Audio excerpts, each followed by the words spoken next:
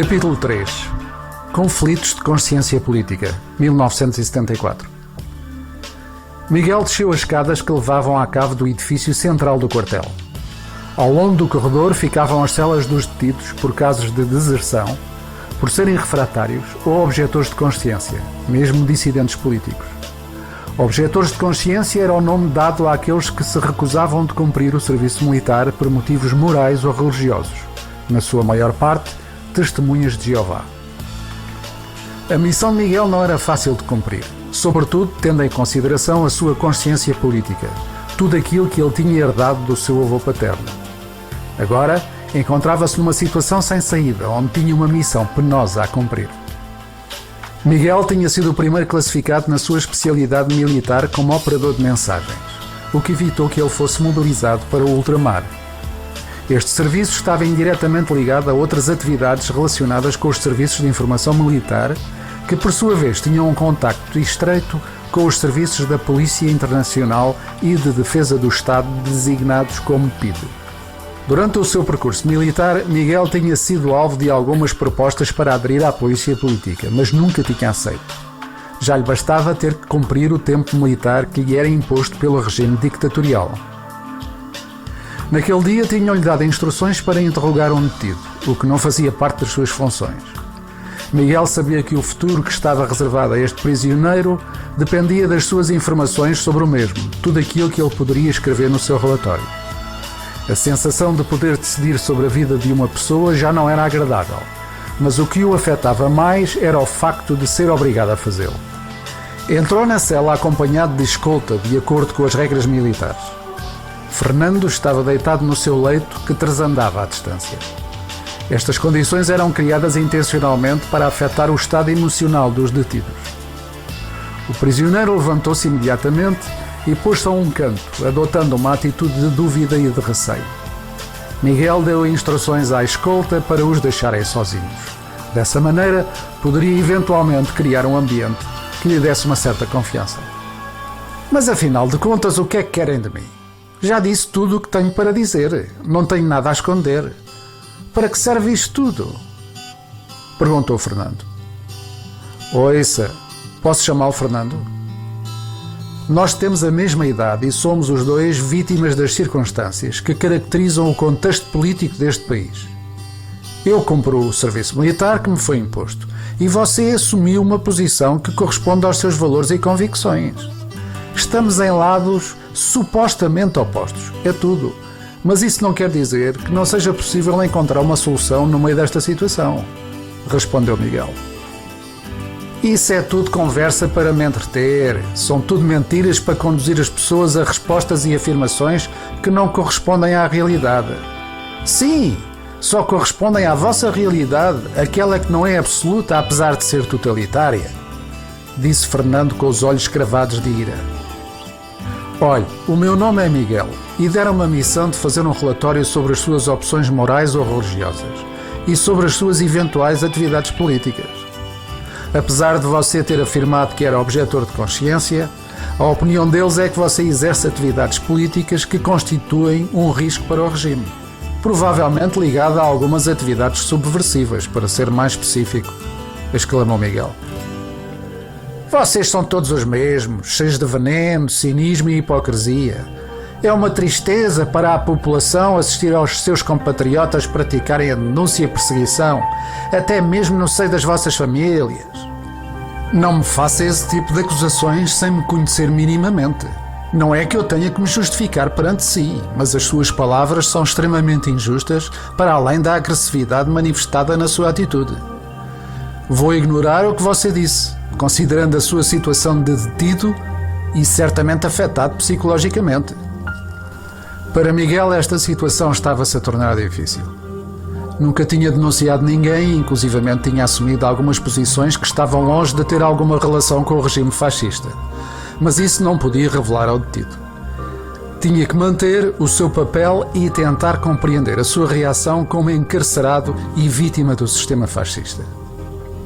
Mais uma vez lhe afluíam memórias do passado político de Rodolfo, e isso fazia-o olhar para o Fernando e ver nele o espelho da situação política que tinha sido praticada com o seu avô. Este conflito de consciência estava já a afetá-lo e a prejudicar a sua missão. Tinha a dúvida se poderia ser franco e honesto com Fernando ou não, a expressar-lhe as suas próprias ideias políticas sem que isso pudesse servir como uma arma de retaliação que o poderia prejudicar. Miguel estava na mesma situação do que a de centenas ou milhares de cidadãos que eram obrigados a prestar serviço militar num regime ditatorial. Não havia muita escolha, apesar de existirem opções individuais que envolviam riscos de nunca mais se poder voltar ao país natal, como emigrar clandestinamente, por exemplo. Miguel tinha uma filha adorável, de tenra idade, chamada Patrícia, e um sonho de esposa chamada Emília. Era essa a fortuna da sua vida que ele tinha de proteger e garantir estabilidade. Mas, no entanto, haviam limites pessoais que ele tinha igualmente de respeitar, como a sua integridade espiritual, moral e política. Resumindo, a sua dignidade e orgulho pessoais. Era essa coerência que ele tinha de manter, o que não era fácil.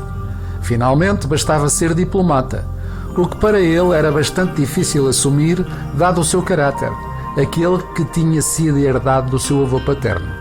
Preferia ser indecifrável nas suas ideias, enquanto vivesse sob o teto militar.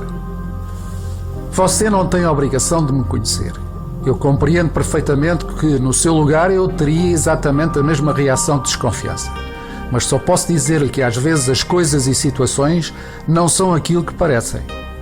Por vezes, muitos de nós temos de fazer parte de um teatro político-militar para assegurarmos a estabilidade das nossas famílias, mas isso não significa que as nossas opções políticas sejam idênticas às do sistema em vigor. Justificou-se Miguel. Não venha para aqui contar-me histórias para se penitenciar das suas opções políticas. Todos nós podemos optar entre o bom e o mau, o honesto e o desonesto. Nada justifica a prática de métodos fascistas dos quais somos todos vítimas. Está a contar-me essas histórias só para me criar um falso sentimento de confiança, disse Fernando. Não é verdade, não pense nisso. Posso sentar-me? Na mente de Miguel reinava a dúvida se poderia ser franco ou não com esta personagem que se encontrava oprimida e perseguida. Também tinha de ter em consideração que não poderia criar um clima de intimidade que pudesse dar origem a um protecionismo que fosse notado pelos seus superiores e que pudesse denunciar as suas ideias ou tendências políticas. Ouça o que eu tenho para lhe dizer, Fernando. Não quero ficar com problemas de consciência por ter que preencher um relatório a seu desfavor. Não me obrigue a fazer isso. O quê? Problemas de consciência? Mas será que vocês possuem uma consciência? Eu nunca seria capaz de estar no seu lugar. Sim, compreendo perfeitamente a sua posição, mas pense também que todos os regimes injustos tiveram um fim não só originado por um confronto militar, mas também pela resistência passiva no seio do seu próprio exército. Uma coisa depende da outra. Sabe o que isso pode representar em termos de mudança? Retorquiu Miguel com a esperança de que ele captasse a sua mensagem. De diplomata estou eu farto. Palavras não adiantam grande coisa. E o que é que adianta a sua situação atual, Fernando? No que é que você pode contribuir para mudar, seja o que for, dentro de uma prisão? Diga-me lá. Sirve como exemplo de coragem que provavelmente muitos seguirão. Não me diga que isso não serve de nada. Mas afinal de contas, o que é que você me quer dizer? Não me diga que é um comunista ou um socialista disfarçado. Fernando estava um pouco cético. Naquele momento, e face àquela pergunta, Miguel ficou na dúvida se podia prosseguir com algumas confissões que poderiam revelar as suas convicções políticas, embora que para ele isso não significasse exatamente isso. Miguel tinha sido sempre contra tudo aquilo que o pudesse manipular, fosse a um nível político ou religioso. Na realidade, ele considerava estes dois elementos como dos mais perigosos na sociedade, porque eram manipuladores e corruptos na sua origem. Finalmente, decidiu por arriscar um pouco, mas mantendo uma certa discrição sobre os acontecimentos expostos. Sabe, Fernando, eu também tentei evitar o serviço militar porque nunca concordei com este regime político, sobretudo com a guerra no ultramar. Em 1968 emigrei para a França, precisamente para evitar tudo aquilo que me afetava politicamente. Não sou muito diferente do que você em termos de possuir outras opções políticas e sobretudo sociais. Mas a realidade dos factos faz com que todos nós tenhamos de nos adaptar. Adaptar? É por causa de indivíduos como você que estamos nesta situação. Vocês deviam formar um novo partido político chamado o Partido dos Conformistas. Que tristeza! Retorquiu Fernando num tom áspero. A paciência de Miguel estava a chegar aos limites. Ele era muito tolerante, mas tinha de existir uma compreensão do outro lado desta linha de comunicação que permitisse estabelecer um diálogo e encontrar soluções. Este indivíduo não tinha a noção de que o futuro da sua vida estava nas suas mãos, ou então era um suicida ou um fanático religioso. Bom, vamos ver se nos entendemos. Eu estou aqui para tentar identificar se a causa de você estar nesta situação tem uma origem política ou religiosa. Você sabe perfeitamente que existem muitos indivíduos que se recusam a fazer o serviço militar por razões de objeção de consciência, mas que não são mais nada do que uma farsa para ocultar os verdadeiros motivos que são unicamente políticos. Não será que você também possa estar a fazer a mesma coisa do que aquilo que me acusa? Você também não assume inteiramente a sua responsabilidade e o seu papel hipoteticamente revolucionário. O quê? Sou eu que estou aqui preso e não você. E não sou um revolucionário, mas sim um objetor de consciência, retorquiu Fernando. Eles estão a investigar as suas relações amicais e familiares. Aparentemente você relaciona-se com pessoas que têm um passado de atividade política que contraria o atual regime. E isso é mais um motivo para o reter e questionar até chegar a uma conclusão final. Eu estou aqui para decidir se a sua vida pode voltar a ser como antes ou não. Não me quer ajudar a fazer isso? Mas como é que pretende fazer uma coisa dessas? Eu não estou aqui para jogar ao palhaço e ser enganado por todos vocês. Não sou tão estúpido como isso. Ouça, eles deram-me até ao fim de semana para apurar o que se passa realmente na sua vida. Dependendo dos resultados, você pode ir para casa ou então ficar preso e ser transferido para outro local onde eu não tenho jurisdição nem poder de decisão para minimizar a sua situação de detido. Nesse momento, você será considerado como um prisioneiro político. E as condições atuais, mesmo que peníveis, não serão nada comparadas com as que irá enfrentar. Está realmente preparado para isso? Miguel começava a sentir que tinha quebrado qualquer coisa na dureza aparente de Fernando. Essa era a sua única possibilidade de poder identificar minimamente a realidade política que ele estava aparentemente a esconder.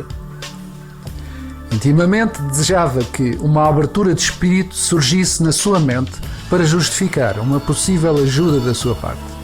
A realidade era que era ele que tinha que preencher esse relatório imundo que lhe tinham imposto escrever e tinha que estar sujeito a toda a espécie de julgamentos da parte do detido. Isso não significa mais nada do que eu ter que o ouvir durante mais 5 dias. Não penso que eu vou mudar as minhas declarações por causa disso. De certeza que eu não tenho um passado igual ao seu. Eu posso ver em si e no seu comportamento que você é de origens aristocratas. Isso sente-se à distância, mas para mim não tem nenhuma influência. Pelo contrário, eu odeio aristocratas. Você pode odiar quem quiser, Fernando. Isso não afeta minimamente os meus princípios e a minha postura. Sabe porquê? Porque eu, mesmo com a minha aparente aristocracia, nunca estabeleci diferenças entre as pessoas. Sejam elas sociais, políticas ou religiosas, e desde que elas não interfiram na minha vida pessoal. Acha isso tão errado assim? Eu acho que todos nós temos de nos assumir completamente nos nossos ideais e nos nossos valores. Para isso é preciso ter coragem, que é coisa que muitos de nós não têm. Como aristocrata, você não sabe nada sobre a vida. Não pagou o preço da pobreza. Não sabe dar o devido valor ao sofrimento do povo. Não acha que está a ter uma conversa ideológica, Fernando? O que eu lhe posso dizer sobre isso é que realmente fui criado e educado por uma família de aristocratas, mas finalmente sempre me encontrei a partilhar os meus momentos mais felizes com as pessoas mais humildes e mesmo pobres que eu conheci e ainda conheço. Não faça julgamentos como esse, porque acabará por ser a primeira vítima deles. Fernando ficou em silêncio. Parecia que as palavras de Miguel o tinham feito pensar profundamente sobre o que tinha dito durante aquela conversa. Isso trouxe-lhe uma esperança de poder aproximar-se um pouco dele e tentar tornar tudo mais fácil para ambos. Acreditava que só essa possível ligação o poderia salvar, que poderia dar-lhe os motivos, a razão de escrever um relatório que o ilibasse de todas as acusações de que era alvo. Mesmo para Miguel, não seria fácil suportar o peso de uma má decisão até ao fim dos seus dias. Era verdade que a educação de Miguel não lhe permitia ocultar o seu passado. Parte da sua infância na propriedade do Consul alemão tinha moldado o seu caráter de uma maneira muito particular e que era difícil de ser compreendida pelas outras pessoas. A contrapartida dessa situação de privilégio e de abastança, mesmo de uma certa riqueza, foi que Miguel, assim como o seu pai e o seu avô, tinham sempre preferido partilhar a sua existência com pessoas simples e humildes. Enquanto Miguel ouvia as recriminações de Fernando sobre os seus ares aristocratas, vinham-lhe à memória esses momentos na companhia de crianças ciganas que habitavam provisoriamente nas periferias da sua casa. Lembrava-se das descomposturas que ouvia por fugir de casa e passar as tardes a brincar e a jogar com essas crianças. Tinha saudades desses momentos de fraternidade onde não existem barreiras ideológicas, onde todos são felizes enquanto partilham os mesmos momentos de prazer, onde não existem diferenças sociais ou de qualquer outro tipo, onde existe simplesmente a felicidade trazida pelos momentos que se vivem em comum. Está bem, desculpe, mas compreenda a minha situação e o meu estado emocional. Mas não pense com isto que me irá quebrar, porque não será possível. Eu não quero quebrar ninguém, Fernando. Eu só quero encontrar certas respostas para certas dúvidas que inclusivamente não são minhas. Ouça, por hoje penso que é melhor pararmos com esta conversa. Mas só para lhe dar uma ideia do que se está a passar neste país, posso lhe dizer que ocorreram acontecimentos que envolveram movimentos militares nas Caldas da Rainha, pretensamente contra o regime político em vigor. O que é que me está a querer dizer com isso? Está a falar num possível golpe de Estado? O que lhe posso dizer é que existem rumores sobre a existência de outras tendências políticas no seio do Exército, o que significa que tudo pode acontecer. Este movimento militar foi aparentemente abortado por falta de sincronização entre as forças que estão presentes no Centro-Norte e em Lisboa, mas que se deu, não existe nenhuma dúvida. Como poderá verificar, nem todos os que fazem parte do regime fascista militar estão de acordo com a prática ditatorial, muito menos os soldados e oficiais que foram obrigados a cumprir o serviço militar. Pense nisso, tenha cuidado com os julgamentos que faz sobre as outras pessoas. Sem haverem dissidentes militares, não seria possível a existência de golpes de Estado com o fim de acabar com certos regimes. Mas para isso é preciso estar ativo no serviço militar, ou não? Até amanhã, Fernando. Fernando não se manifestou. Levantou-se e abriu a porta da cela a Miguel, com um ar desconfiado, como se não acreditasse nas últimas palavras que tinha ouvido. No entanto, elas eram bem reais. A porta fechou-se atrás de Miguel, sem que ele olhasse para trás. Miguel sentia-se mais aliviado.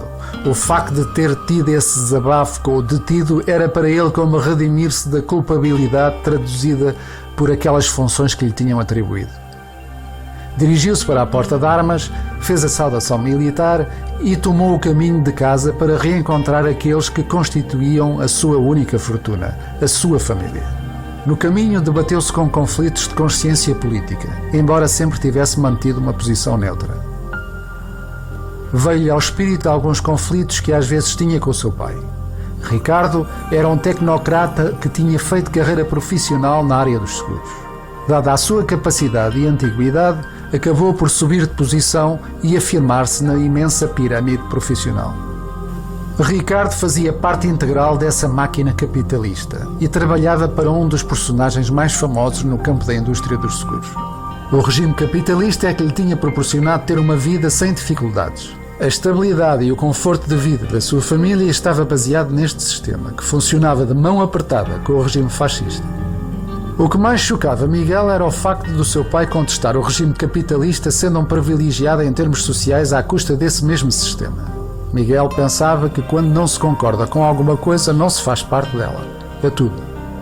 Apesar disso, ele próprio encontrava-se nessa mesma situação, com a única diferença que a sua situação militar era imposta, enquanto a de seu pai era por opção profissional, logo pessoal. Para ele, isso constituía a justificação do seu comportamento perante o Fernando e do seu papel no seio do Exército. Quando analisava os factos, chegava igualmente à conclusão de que todos nós temos as nossas incoerências políticas como resultado de tudo aquilo que condiciona as nossas vidas, a nossa sobrevivência e a das nossas famílias. Para dizer a verdade, e apesar da sua admiração pelo avô paterno, nunca tinha compreendido completamente como é que um comunista se podia relacionar tão bem com um fascista. Mas isso também era a prova de que todos poderíamos viver em paz se puséssemos de parte todos estes condicionalismos políticos ou religiosos de que somos vítimas. Mais uma vez, Miguel agia sob a influência das palavras do seu avô Rodolfo. O seu passado de anarquista e mais tarde comunista tinham-no conduzido a adotar sempre atitudes extremas. Para dizer a verdade, Miguel tinha tendências extremistas.